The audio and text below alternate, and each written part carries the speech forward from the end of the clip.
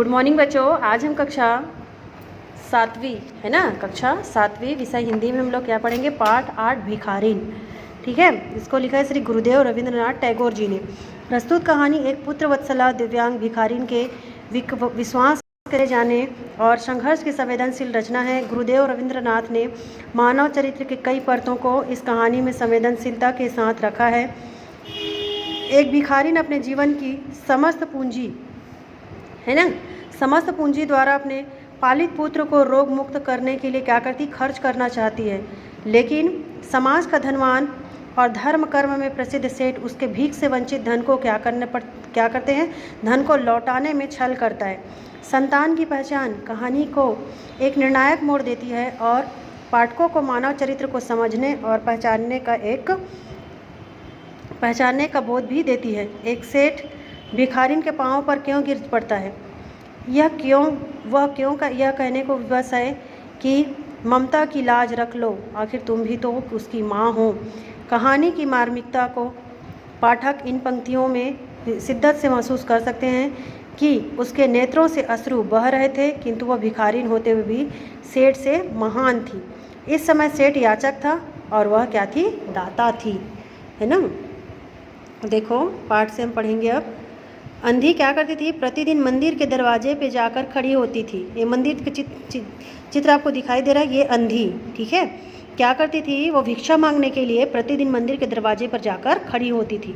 दर्शन करने वाले बाहर निकलते तो अपना हाथ फैला देती और नम्रता से बोलती, बाबूजी अंधी पर दया हो जाए। वह जानती थी कि मंदिर में आने वाले सहृदय दयालु हुआ करते हैं। उसका यह अनुमान असत्य ना था, है ना, झूठ ना था। आने जाने वाले 2-4 पैसे उसके हाथ पर रख ही देते थे। अंधी उनको दुआएं देती और उनकी सहृदयता को सराहती। स्त्रियां भी उसके पल्ले में थोड़ा बहुत अनाज डाल जाया करती थीं। सुबह से शाम तक वह इसी प्रकार हाथ फैलाए खड़ी रहती। उसके पश्चात मन ही मन भगवान को क्या करती थी, प्रणाम करती और अपनी लाठी के सहारे झोपड़ी की राह पकड़ती।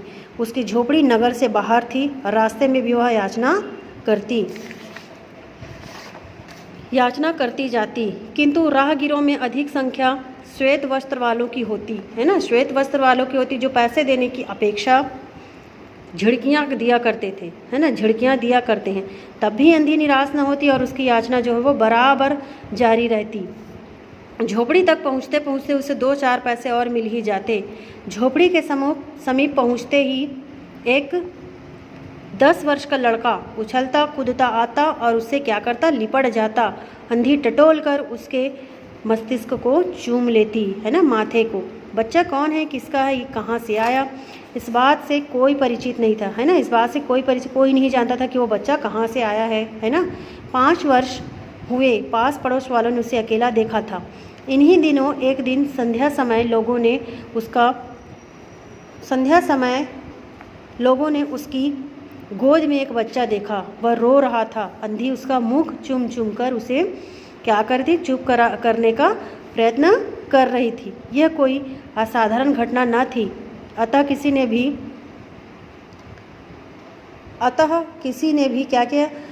ने भी ना पूछा कि बच्चा किसका है।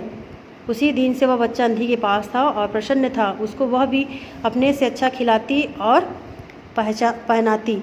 अंधी ने अपनी झोपड़ी में एक हांडी गाड़ रखी थी, है ना, एक मिट्टी का पहले हांडी होता था, है ना, पैसे उसी में रखा जाता था। उसने ज़मीन पे अपने घर में गाड़ की रखी थी। दिन भर जो कुछ मांग कर लाती थी उसमें वह क्या कर देती थी, डाल देती और उसे किसी वस्तु से ढक देती थी, है ना। पहले क्या था, ऐसे अलमारी, ऐसे कवर्ड नहीं होते थे, है ना, ताले चाबी वाले नहीं होते थे, तो क्या करते थे लोग, पहले ज़मीन में गाड़ दिया करते थे, है ना, और जब ज़मीन में कुछ मटके गाड़ देने के बाद उसी में पैसे को इकट्ठा करते थे, ठीक है, ताकि दूसरे व्यक्तियों की दृष्टि उस पर ना पड़े। खाने के लिए अन्न काफ़ी मिल जाता था, है ना, उससे काम चलाती। पहले बच्चे को क्या करती थी, पेट भर कर खिलाती, फिर स्वयं खाती। पहले बच्चे को खिलाती थी, फिर वो स्वयं खाती थी। रात को बच्चे को अपने वक्ष से लगाकर वहीं पड़ी रहती, है ना, अपने छाती से लगाकर वहीं पड़ी रहती। प्रातःकाल होते ही उसको खिला पिलाकर फिर मंदिर के द्वार पर जा खड़ी होती। काशी में सेठ बनारसी दास, है ना, काशी में सेठ बनारसी दास बहुत प्रसिद्ध व्यक्ति थे। बच्चा उनकी कोठी से परिचित थे। वे बहुत बड़े देवभक्त और धर्मात्मा थे। धर्म पर उनकी बड़ी श्रद्धा थी।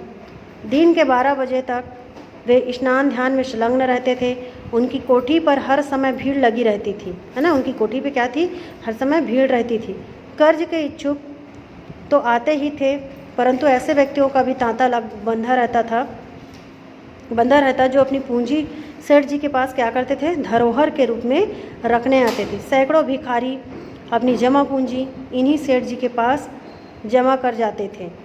अंधी को भी यह बात ज्ञात थी, किंतु पता नहीं कि अब तक वह अपनी कमाई यहाँ जमा कराने में क्यों हिचकिचाती रही।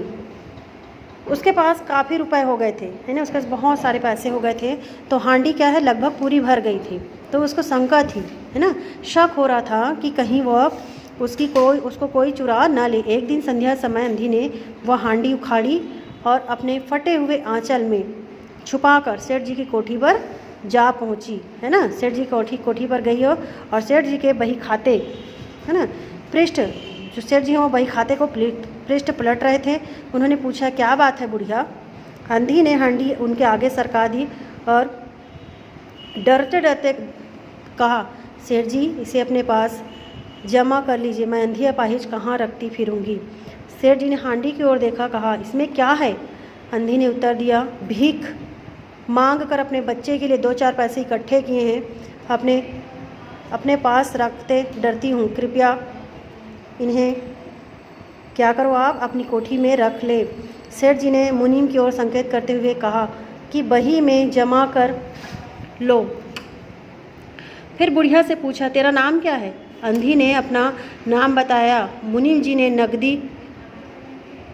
नकदी गिनकर उसके नाम से जमा कर दी। अंधी सेठ जी को आशीर्वाद देते हुए अपनी झोपड़ी में चली गई। अब 2 वर्ष बहुत सुखपूर्वक बीते, है ना, बहुत अच्छे बीत गए। और इसके पश्चात एक दिन क्या हुआ, लड़के को ज्वर ने दबाया, ज्वर हो गया उसको। अंधी ने दवा दारू की, वैद्य हकीमों से उपचार कराया, परंतु क्या है, संपूर्ण प्रयत्न जो है वो व्यर्थ सिद्ध हुए। कुछ भी उसको ठीक नहीं कर रहे थे, है ना। लड़के की दशा क्या है, दिन प्रतिदिन बुरी होती गई। अंधी का हृदय जो है टूट गया और साहस ने जवाब दे दिया। वह निराश हो गई, परंतु फिर ध्यान आया कि संभवतः डॉक्टर की इलाज से फ़ायदा हो जाए। इस विचार के आते ही वह गिरती पड़ती सेठ जी की कोठी पर जा पहुंची और सेठ जी उपस्थित थे। सेठ जी क्या थे, उपस्थित थे। अंधी ने कहा, सेठ जी मेरी जमा पूंजी में से 10-5 रुपये मुझे मिल जाए तो बड़ी कृपा हो, मेरा बच्चा मर रहा है, डॉक्टर को दिखाऊंगी। सेठ जी ने कठोर स्वर में कहा, कैसी जमा पूंजी, कैसे रुपए, मेरे पास किसी के रुपए जमा नहीं है। अंधी ने रोते हुए उत्तर दिया, 2 वर्ष हुए मैं आपके पास धरोहर रूप में रख कर गई थी, दे दीजिए, बड़ी दया होगी। सेठ जी ने मुनीम की ओर रहस्यमय दृष्टि से देखते हुए कहा, मुनीम जी जरा देखना तो उसके नाम की कोई पूंजी जमा है क्या। तेरा नाम क्या है री। सेठ जी अंधी की जान में जान आई, आशा बंधी। पहला उत्तर सुनकर उसने सोचा कि यह सेठ बेईमान है, किंतु अब सोचने लगी कि संभवतः इसे ध्यान न रहा होगा। ऐसा धर्मात्मा व्यक्ति भी भला कहीं झूठ बोल सकता है। उसने अपना नाम बता दिया। मुनीम ने सेठ जी का संकेत समझ लिया था। बही के पृष्ठ उलट पुलट कर देखा, फिर कहा, नहीं तो इस नाम पर एक पाई भी जमा नहीं है। ठीक है, यहाँ से हम कल पढ़ेंगे। नहीं, इसको कंप्लीट कर लेते, फिर इधर से पढ़ेंगे। ठीक है। अंधी